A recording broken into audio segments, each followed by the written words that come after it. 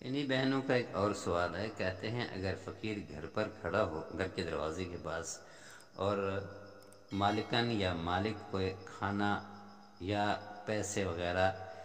بائیں ہاتھ سے دے، اور لوگ کہتے ہیں کہ یہ جائز نہیں ہے، کیا جائز یہ نہیں ہے؟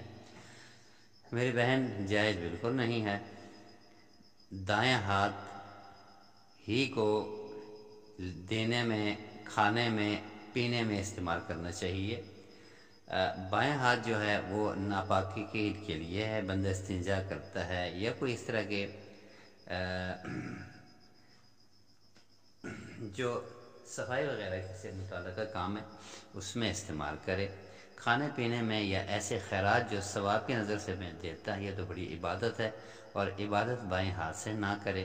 یہ کوئی نہ کہے کہ ہاتھ تو دونوں اللہ کی ہیں، یہ کیسے ہوا؟ بھائی یہ اس حدیث پر یا دین پر اعتراض ہوتا ہے، اس لیے یہ سوچو کہ اللہ نے دونوں ہاتھ دیے، اور اللہ ہی نے کہا کہ اس ہاتھ سے تو نے یہ کام کرنا ہے اور اس ہاتھ سے تو نے یہ کام کرنا ہے، کام کو بھی تقسیم کر دیا۔ تو اللہ کی تقسیم پر راضی ہو کر انسان کو چاہیے جو اللہ نے بتایا، یعنی اللہ تعالیٰ کے اس کام کو رسول اللہ نے وضاحت فرمائی اور فرمایا کہ لا تاکلوا بشمالہ ولا